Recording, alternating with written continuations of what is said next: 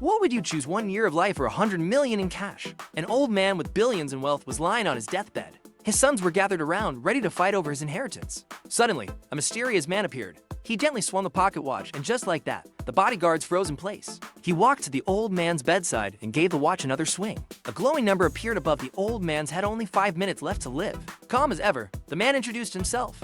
"I'm a time merchant," he said. "If you give me 1/5 of your annual income, I can sell you 1 more year of life." The eldest son looked horrified. Even 1/5 of their wealth was still over $1 billion.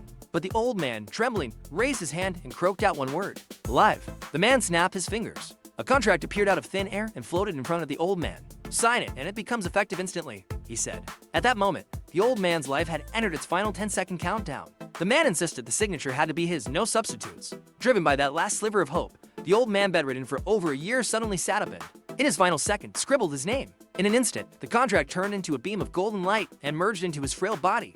Even his withered hands came back to life like sprouts after spring rain. Now, his remaining time showed 365 days and 1 second. Clutching his chest, he felt like he was years younger, still old, but full of life. He looked around, wanting to buy more time, but the mysterious man had vanished, leaving behind nothing but a bank account number. Only then did time and space return to normal. The old tycoon stood by the window, feeling like he had just stepped out of another world. Remembering the man's incredible abilities, he figured he must have been some kind of hidden master. He warned everyone around him to keep their mouths shut. But what he didn't know was the so-called master had been stressing over rent just the day before. His name was Louie, just a regular guy working a 9-to-9 grind. Every day was a struggle just to make a living. Yesterday was supposed to be a day like any other. Louie was heading home, complaining to himself about life, when a man suddenly bumped into him. Just as he was about to curse him out, he noticed something strange above the man's head: a countdown. 3 seconds. Before he could even react, the man was hit by a speeding car and died on the spot. And then something even weirder happened. Louie looked around and saw countdowns above everyone's heads. It wasn't just a glitch, these were their remaining lifespans. At first, he thought he was hallucinating. He rubbed his eyes, but that's when he noticed a pocket watch had mysteriously appeared in his hand. He pressed a button on the watch. Instantly, the falling rain froze in midair. "Did I just stop time?" He touched a man next to him. The guy didn't move at all. But the moment Louie took his hand back, a stream of green light was pulled from the man's body. At the same time, the number above the man's head dropped by 10 minutes. Louie was stunned. Not only could he stop time, he could actually take people's life force. He tried something else. He tossed the green light at a nearby woman. The moment it hit her, his life counter went up. He was overjoyed.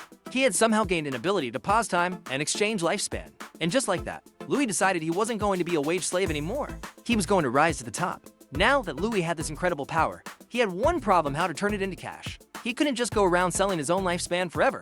So, he came up with a plan. He withdrew all the savings he built up over the last 10 years, around $300,000, and sat in a public park, looking for someone desperate enough to make a trade. He began scanning people's life counters. Tim, 65 years old, 2 years and 35 days left. May, 4 years old, 32 years and 72 days left. One by one, the numbers floated past him. He could technically make a deal with anyone, but ideally, he wanted someone with more time to sell. After all, life is precious. Then he spotted a young guy handing out flyers. Ben, 21 years old, 65 years and 126 days left. A perfect candidate. The guy had just gotten paid $60 for the day and was saving up to buy his dream phone for a girl he liked. Exhausted, he ordered the cheapest plate of fried noodles from a small restaurant. Just as he let out a long sigh and sat down, time suddenly froze around him with a click.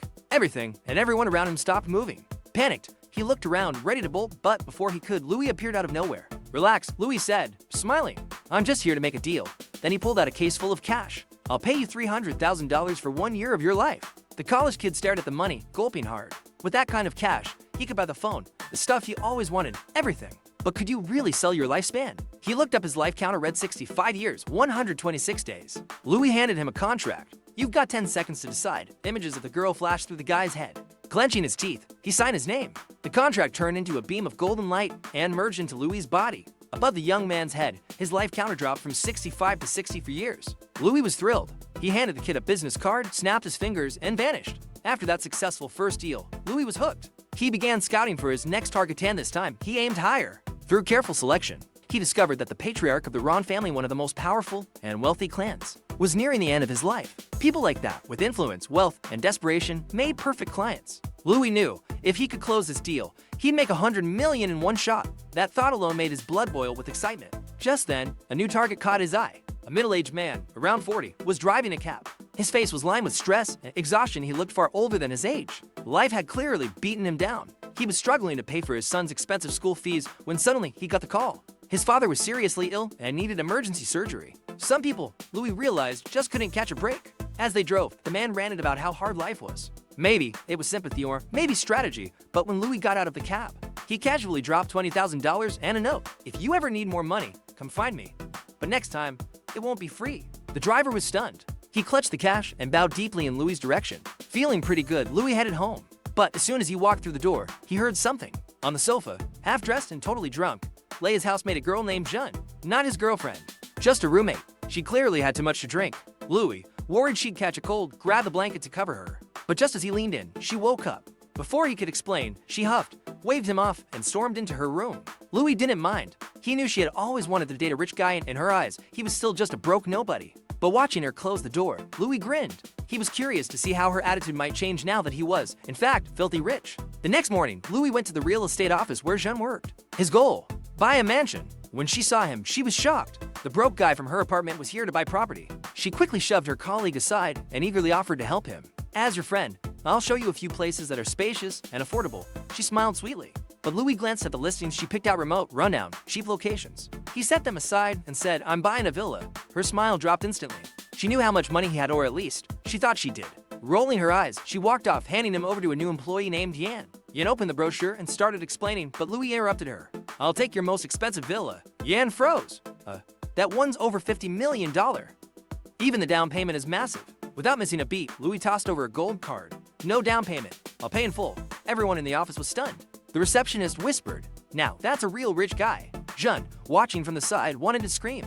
That commission alone would have been $300,000, and she gave it up. Even worse, she had once sworn to marry into wealth. But now, she'd missed the golden opportunity right in front of her. That night, Jeanne showed up at Louie's door, completely drunk. She kicked open the door, swaying as she spoke. You bastard. How could you hide your identity from me? She slurred. I want you. She downed 3 drinks to punish herself, then pretended to spill alcohol on his shirt before leaning in and licking it off. Louie didn't pretend to be a gentleman. He scooped her up and tossed her onto the couch. Jeanne closed her eyes, bracing for a storm. But instead, nothing. Louie just stood there, cold-faced and unmoved. He had seen right through her little act. Seeing her plan backfire, Jeanne quickly tried to explain it was all a misunderstanding. But Louie cut her off. I really like how you pretend to play innocent. That fake sweetness, very convincing. And just like that, the tension shifted. The two ended up getting a little closer on the couch. The next morning, Jeanne woke up late. She panicked and rushed out of the room, trying to get to work. But Louie stopped her at the door. You don't need to work anymore, he said. Just stay home and cook for me. Her heart fluttered. Does this mean he's chosen me? She practically skipped to the kitchen to make breakfast. As she bustled around, Louie leaned back with a smile. This was the power of money. Just as he was about to head out, Louie got a call. It was from the taxi driver from earlier. His father was in critical condition and needed a huge sum for emergency treatment. The man was frantic. I'll do anything as long as it's not illegal. Please, Louie chuckled. It's perfectly legal. I just want your time. He snapped his fingers. Suddenly, the world around them turned dark. A countdown appeared over the man's head, 13 years and 57 days left. The man stared at the number in disbelief. How much can I sell? Louie explained his rule. If your income is under $100,000 a year, I'll pay $300,000 for 1 year of life. If it's more than that, it's priced at 3 times your annual income. The driver did the math. He made around $150,000 a year. Selling 3 years would give him $1.35 million. That would be enough to save his father and see his son grow up. He gritted his teeth and signed. Louie handed over the money. The man left, slightly hunched but with peace on his face. But Louie knew there were far too many people in this world who were desperate. He couldn't help them all. Just as Louie turned to leave, a wine bottle shattered at his feet. A scruffy, sickly-looking guy with dyed yellow hair shouted, "That was a bottle of 80 to Lafayette. You owe me $1 million." Louie smirked. You've only got 26 days left to live. What could you possibly spend $1 million on? The man froze. He really did have cancer. Late stage. No money. No treatment. And yet, the hospital report said he had 2 months left. Louie pressed the watch. Darkness fell. A number appeared above the guy's head, a countdown. He stared in shock. It was real. You found the wrong guy, he said bitterly. I'm about to die. What do you want from me? I can extend your life, Louie replied calmly. In exchange for your loyalty, your freedom. The man took a long drag of his cigarette. I've got nothing left to lose. If being your dog keeps me alive, then fine. He dropped to his knees. I'm Pam. From now on, I'm your loyal mutt. Louie grinned. He gifted Pam 100 more days. A golden light descended. The countdown jumped from 26 to 126. Pam could feel the difference. The pain was gone. He dropped to the floor and bowed 3 times. Louie tossed him $100,000. Clean yourself up. You work for me now. Louie wasn't just trying to get rich. He had a bigger plan. He wanted to build something that would last, a secret organization that dealt in time. Not just money. because if he kept doing every deal himself, he knew it was only a matter of time before someone found out. So, he looked at Pam, now cleaned up, dressed sharp, and standing at attention. Louie nodded, satisfied. He handed him to employee contracts. Sign both. You also get to make 3 requests. But Pam didn't even glance at the papers. He signed immediately. As for the requests, he didn't say a word. He had already come to terms with death. The fact that he was still breathing was more than enough. Louie smiled. This guy's loyal. He might be useful. For Pam's first mission, Louie had a big ask. Find me someone who can track down a world-class hacker. Someone from the Ron family, the same one Louie had sold time to help connect him with experts. Louie had a vision, a private, encrypted client platform for time trading. He needed someone who could build a digital fortress. Then, fate stepped in. Just yesterday, global news reported a cyber attack on the world's largest supercomputer. The hacker was still anonymous. Psychologists speculated that whoever did it was probably dying and wanted to leave their mark before the end. That's my guy, Louie thought. Meanwhile, in some dark corner of the world, a lone hacker named Robert was quietly admiring his masterpiece, the hack that had shaken the world. He was just about to finish when a sharp pain hit his chest. Reaching for his meds, he suddenly heard an alarm blare from his computer. You've been hacked. Before he could react, a sharp snap echoed in his ears. Darkness fell. A countdown appeared above his head.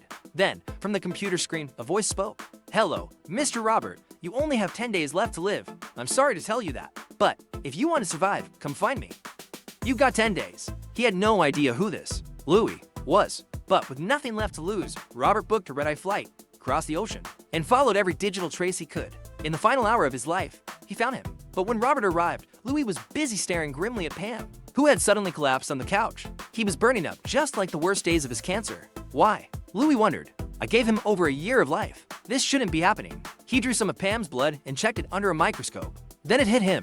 Whenever he extended someone's lifespan, it boosted all cells, healthy and cancerous alike. So what if he could do the opposite? Louie focused on the cancer cells and shortened their lifespans. A burst of golden light shot out. This time, Pam felt something different. The pain was gone. He was cured. The realization hit Louie like a lightning bolt. Time could cure cancer. Knock, knock. The door burst open and Robert stood there, eyes bloodshot, breathing hard. So, you're the time wizard. You don't look like much, he said. Louie smiled faintly and injected him with 100 extra days of life. Robert froze. Then his whole body relaxed, like a huge weight had been lifted. He dropped to his knees, clutching Louie's leg. Please save me. I'll do anything, anything. Louie didn't say a word. He simply slid to contracts across the table. Without even reading them, Robert signed. Louie gave Robert 2 tasks. First, build a global database of wealthy people with serious illnesses. Flag every high-value target. Second, create a private, secure messaging app, something secretive and exclusive for his clients. At the same time, over at the Ron family estate, the butler delivered a mysterious package. It's from Mr. Louie. The old man's eyes lit up. He'd been regretting not buying more years from Louie. Finally, he had news. Inside the box was a sleek, minimalist smartphone and a note. Welcome to the Immortality Club. The card explained the club had a ranking system. Level 1 required 1,000 points, level 2 needed 10,000, and so on. You could earn points with money or by completing tasks given by the chairman. Each level allowed you to purchase different amounts of life. O level 1 equals 1 year, O level 2 equals 3 years, O level 6 equals 26 years. The old man's hands trembled. He called an emergency family meeting. When the Ron family heard about the Immortality Club, they were skeptical. Some questioned its legality. Others thought it was a scam. But the old man scoffed. I'm not asking for your opinion. I'm telling you, stay out of Louie's way. If you piss him off, we might not survive it. Just then, his new phone pinged. An invite to a private chat group popped up. No names, just numbers. As they investigated the group, one terrifying truth emerged: some of the members might be hundreds of years old. The old man gulped. What kind of world have I just stepped into?